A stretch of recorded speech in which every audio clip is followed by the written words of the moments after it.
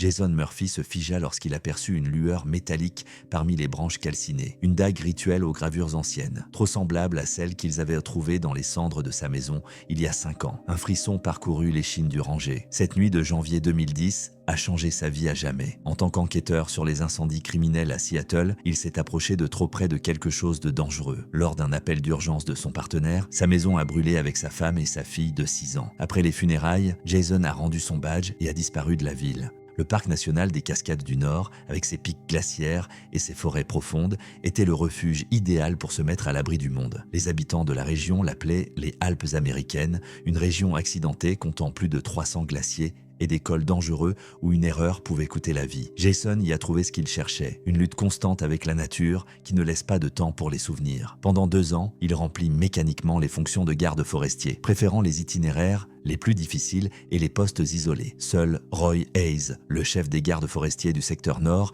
âgé de 60 ans, avait réussi à trouver une approche au nouvel arrivant silencieux. Le vieil homme, qui a consacré 30 ans de sa vie au parc, voit en Jason plus qu'un autre fugitif de la civilisation. Il n'a pas posé de questions sur le passé, mais il a été généreux avec son expérience de survie et ses histoires étranges sur les secrets des montagnes. Le mois de janvier 2013 a été anormalement enneigé. Au cours du petit déjeuner, Roy a signalé d'étranges lumières près d'un camp de bûcherons abandonné à Ladder Creek Falls. « Regardez autour de vous et revenez tout de suite. Ne vous attardez pas là », a déclaré le mentor, en évitant de le regarder directement. Quelque chose dans sa voix alerte Jason. Roy semble en savoir plus qu'il ne le dit. Vérifiant son équipement avant de partir, Jason ne pouvait se défaire du sentiment que cette journée allait changer sa vie. C'était comme si les montagnes escarpées des Cascades du Nord, qu'il avait été éloigné du passé pendant 5 ans, avaient décidé de le mettre face à quelque chose qu'il avait essayé de fuir pendant si longtemps.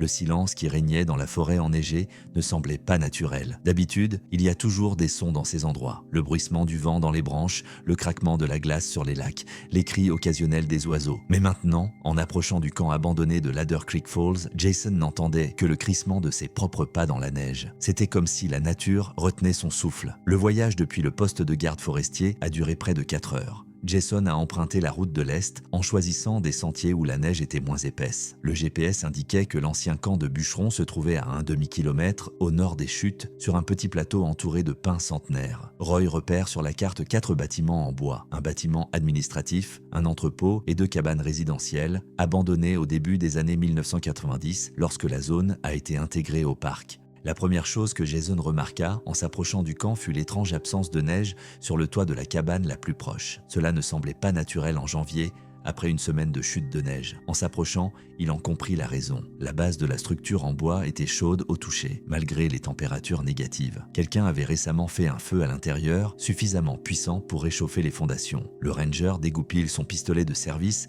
et s'approche prudemment de la porte. L'intérieur de la cabane sentait les cendres et quelque chose d'autre, des herbes et du goudron. Le faisceau de la lanterne révéla un foyer froid, une table grossièrement fabriquée et 2 chaises en bois. Il y avait des traces de pas sur le sol, partiellement recouvertes de poussière, les empreintes de plusieurs paires de bottes allant de la porte à l'autre bout de la pièce. Jason remarqua du bois de chauffage frais dans un coin, soigneusement empilé comme s'il était prêt à être utilisé. Sur la table se trouvaient d'étranges symboles gravés dans le bois, des lignes en zigzag qui ressemblaient à des flammes. La poignée métallique située dans le coin le plus éloigné de la pièce était presque cachée sous le plancher. Jason tira dessus et découvrit une trappe étroite qui menait au sous-sol. Il descendit les escaliers de bois et se retrouva dans une grande pièce au plafond bas. La cave était bien plus grande que ne le laissait supposer la taille de la hutte et elle était clairement reliée aux autres bâtiments du camp. Au centre de la cave se trouvait un cercle de pierre autour duquel étaient gravés des symboles, les mêmes que ceux que Jason avait vus sur la table à l'étage. Le faisceau de la lanterne accrochait les images du mur dans l'obscurité, des flammes, des arbres en feu et parmi eux des silhouettes humaines aux bras tendus.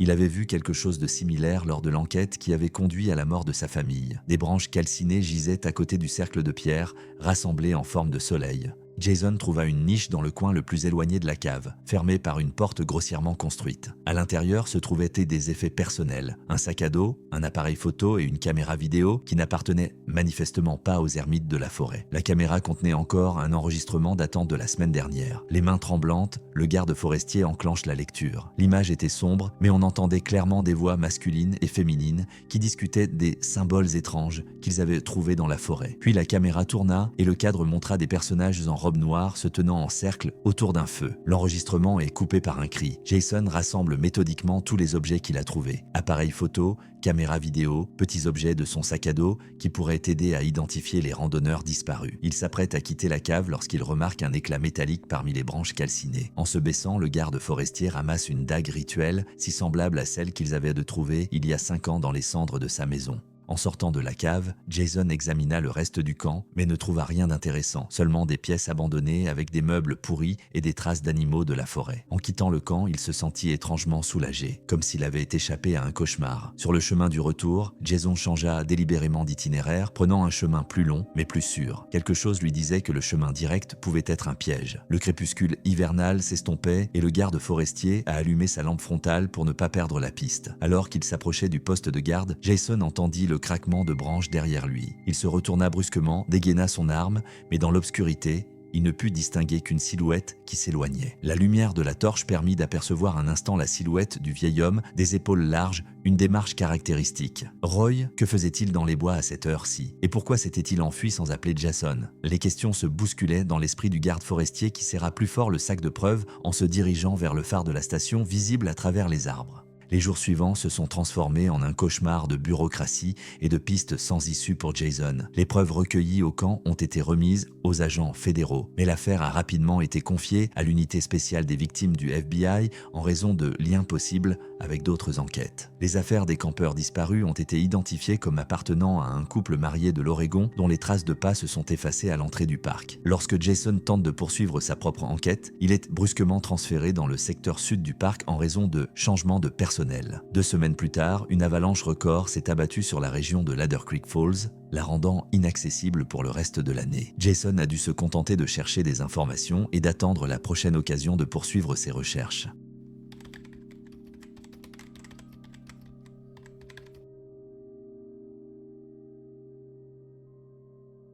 Les flammes ont dévoré la vieille photo, transformant les visages des randonneurs souriants en cendres noires. Jason fixe la photo en flammes en pensant aux personnes qui ont disparu dans les North Cascade Mountains au cours de l'année écoulée. Les 3 nouveaux disparus, des étudiants en photographie de Portland, étaient marqués de points rouges sur une carte accrochée dans le bureau du service des gardes forestiers. Le mois de février 2014 a été étonnamment sec. Jason est retourné dans le secteur nord du parc après une année dans le sud et a immédiatement reçu un rapport sur la disparition d'étudiants. Leur voiture a été retrouvée sur un parking près de Colonial Creek et dans le sac à dos de l'un d'eux, ils ont trouvé une carte avec un itinéraire vers un endroit familier, Ladder Creek Falls, où un ranger avait trouvé des preuves d'un culte mystérieux 1 an plus tôt. Je les ai connus dans les années 80, avoue Roy Hayes, lorsque Jason le coince dans le bureau de la gare. Le vieil homme a considérablement vieilli, ses cheveux sont complètement gris et ses mains tremblent alors qu'il étale une carte avec des marques historiques. La secte de la purification du feu était présente ici bien avant la création du parc national. À l'époque,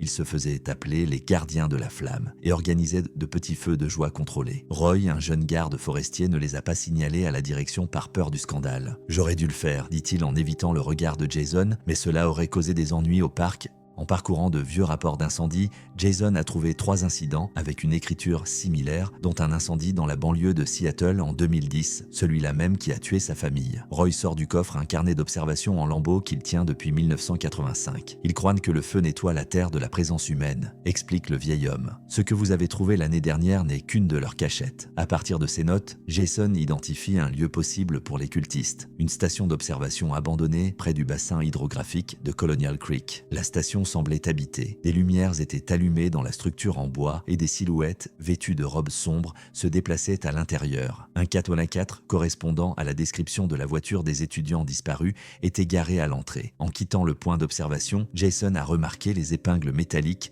que les sectaires avaient ainsi placées de façon géométrique dans la vaste zone entourant la station.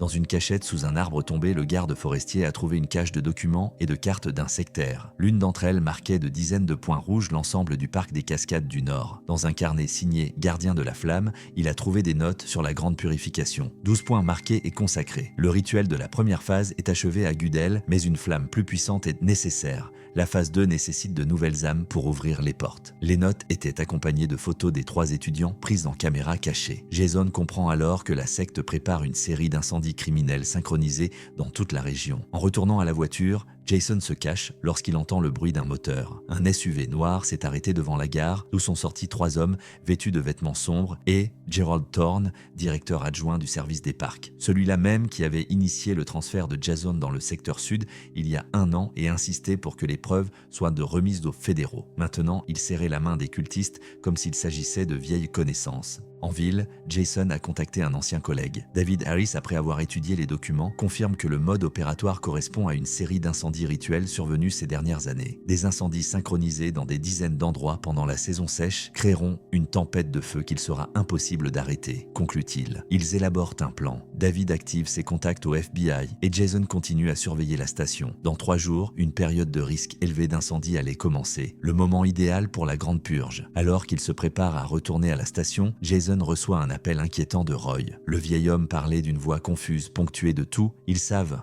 nos rencontres. Thorne te soupçonne. J'ai laissé quelque chose pour toi dans la cachette de Diablo. La connexion s'interrompit et Roy ne répondit plus au téléphone. Le lendemain matin, Jason découvre sa maison cambriolée. Documents retournés, ordinateur détruit. Le garde forestier avait à peine rejoint sa voiture qu'il a vu 2 étrangers se diriger vers sa maison. En quittant la ville, il a essayé de contacter David, mais celui-ci n'a pas répondu. Jason a appris plus tard qu'une enquête interne avait été ouverte contre lui pour falsification de preuves et harcèlement de la direction du parc. Thorne a agi rapidement et de manière décisive. Dans une tentative désespérée de trouver des preuves, Jason s'est rendu dans une cachette près du lac Diablo. Dans un vieil arbre creux, il a trouvé un conteneur étanche contenant des documents. Roy y a rassemblé des documents sur les activités de la secte au cours des 30 dernières années, ainsi qu'une carte indiquant les coordonnées des lieux de rituel. Dans sa dernière note, le vieil homme avoue qu'il craint pour sa vie. Ces derniers jours, il a remarqué une surveillance. Jason décide d'envoyer ses documents à David par coursier, mais il est arrêté par une patrouille du shérif alors qu'il se rend en ville. Un mandat d'arrêt a été lancé contre lui, sous l'accusation fallacieuse d'avoir volé des preuves dans la chambre forte du service des parcs. Les 10 mois suivants sont devenus un cauchemar juridique. Thorne a utilisé sa position pour bloquer toute tentative de Jason de prouver l'existence de la secte. Les inondations du printemps ont détruit une partie des preuves matérielles sur le terrain. Le témoignage de Jason sur la station ne tenait pas la route. Une inspection officielle n'avait trouvé aucune trace des cultistes ou du corps de Roy. Pire encore, le collègue de David au FBI a été brusquement muté et son successeur a jugé l'affaire dépourvue de preuves. La recherche de Roy lui-même n'a donné aucun résultat. Le vieil homme semble s'être évanoui dans les montagnes. Ce n'est qu'en janvier 2015, après une longue bataille juridique et l'intervention de journalistes influents intéressés par la série de disparitions dans le parc, que toutes les charges retenues contre Jason ont été abandonnées. Il a repris ses fonctions, sachant désormais qu'il ne combattait pas seulement une secte, mais un système corrompu. Le temps joue contre lui. Selon les notes de Roy, la grande purification doit avoir lieu à l'été 2015, lorsqu'un certain phénomène astronomique créera les conditions parfaites pour le rituel. Jason a compris qu'il s'agissait de sa dernière chance d'arrêter la secte et l'homme qui avait détruit sa famille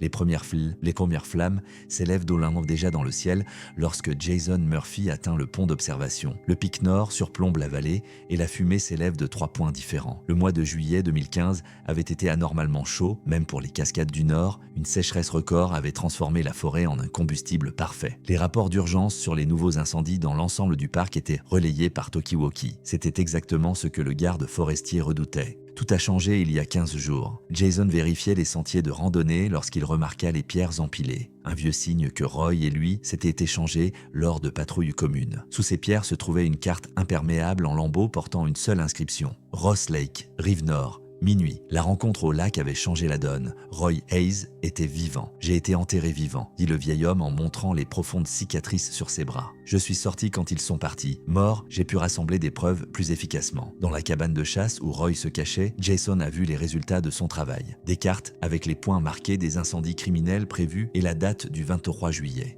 De retour au siège du service des parcs, Jason se heurte à un mur de méfiance infranchissable. Le nouveau directeur, nommé avec le soutien de Thorne, refuse d'évacuer le parc sur la base de soupçons non confirmés. Seul David Harris du FBI a pris l'avertissement au sérieux, mais l'autorisation officielle de l'opération n'est attendue que le lendemain, trop tard. Le 23 juillet au matin, Jason prend une décision risquée. Faisant appel à de vieilles connaissances, il lance un protocole d'évacuation en prétextant une activité sismique dans la région du Mont Baker. À midi, lorsque les premières flammes apparaissent, la plupart des randonneurs ont déjà quitté les zones dangereuses. Le feu se propageait à une vitesse incroyable. Selon Roy, la sécurité avait réussi à neutraliser 3 des 12 points prévus avant qu'ils ne soient activés. Mais même 9 suffisaient à créer une menace massive. Diablo Falls, dit Roy à la radio, tout est en train de se court-circuiter. Si nous n'arrêtons pas le rituel principal, ils activeront les points de secours. Jason prit le rover et se dirigea vers les chutes en contournant les parcelles de forêt déjà en feu. À Diablo Falls, le ranger trouve des structures métalliques formant un cercle rituel avec une plateforme et un bol à feu au centre. Caché derrière les arbres, il aperçoit des silhouettes vêtues de longues robes. Un grand homme vêtu d'une cape, le chef de la secte que Jason avait vu il y a un an, se tenait à côté de Gerald Thorne, maintenant vêtu des mêmes robes de cérémonie. Le feu se propage comme prévu, a déclaré Thorne. 9 points sont activés, c'est suffisant pour la première phase. Tu as rempli ton rôle, frère Gérald, dit le chef d'une voix anormalement calme. Maintenant, tu dois participer au rituel final. Thorne recula, se sentant menacé. Ce n'est pas ce que nous avions convenu, sonna la panique dans sa voix. J'ai fourni une couverture, éliminé des témoins, le chef dégaina sa dague rituelle. La grande purification exige le sacrifice final, celui qui se tient entre les deux mondes. Sur son signe, les cultistes saisirent Thorne et d'un seul geste, le chef lui trancha la gorge. Un incendie sur une pente voisine a détourné l'attention des cultistes. Jason indique les coordonnées exactes du lieu du rituel et se retire en respectant le protocole de sécurité. 20 minutes plus tard, la zone était encerclée par une équipe spéciale du FBI et des policiers de plusieurs comtés. L'opération a été rapide et simple. Les adeptes de la secte, conscients du caractère désespéré de la situation,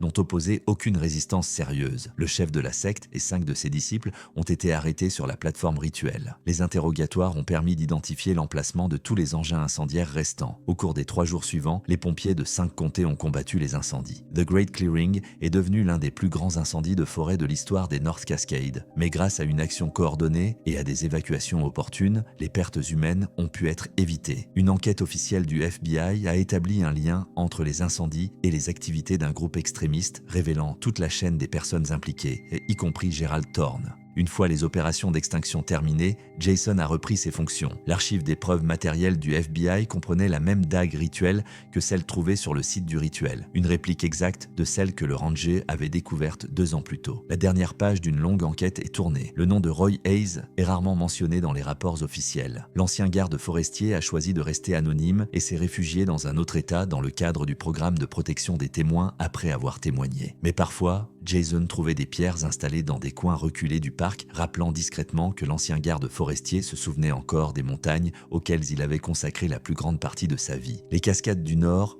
ont gardé leur secret, se remettant de l'incendie et retrouvant leur ancienne et majestueuse beauté.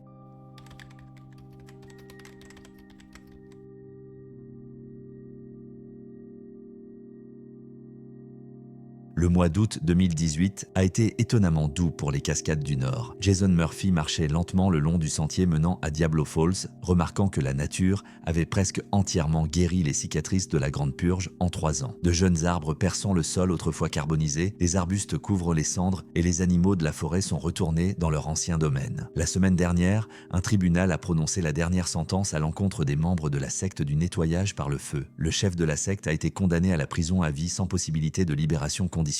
David Harris, aujourd'hui chef de division au FBI, a envoyé une notification officielle indiquant que l'affaire était terminée. Le point avait été fait. Après avoir terminé son enquête, Jason a accepté le poste de Chief Ranger pour le secteur Nord, un poste autrefois occupé par Roy Hayes. Travailler ici, parmi les montagnes anciennes et les forêts séculaires, lui apporte une paix longtemps attendue. Le souvenir de sa famille est toujours resté présent, mais la douleur aiguë a fait place à une tristesse tranquille et à l'acceptation. Près de la chute d'eau se trouve désormais une modeste plaque commémorative, en hommage à ceux qui ont combattu l'incendie de 2015. Officiellement, le vieux garde forestier avait été présumé mort bien avant le début de la Grande Purge.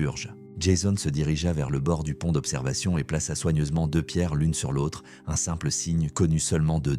Alors qu'il s'apprêtait à partir, il remarqua le même dessin à quelques mètres de là, visiblement laissé récemment. Souriant, le garde forestier ne chercha pas la personne qui l'avait réalisé. Roy Hayes était mort depuis longtemps, mais pour les cascades du Nord et pour Jason, il n'était qu'une autre légende vivante de cet endroit rude et magnifique. Un homme qui, comme Jason lui-même, n'avait que trop bien compris que parfois, la véritable guérison ne venait que lorsqu'on était loin des gens, parmi les arbres centenaires et silencieux.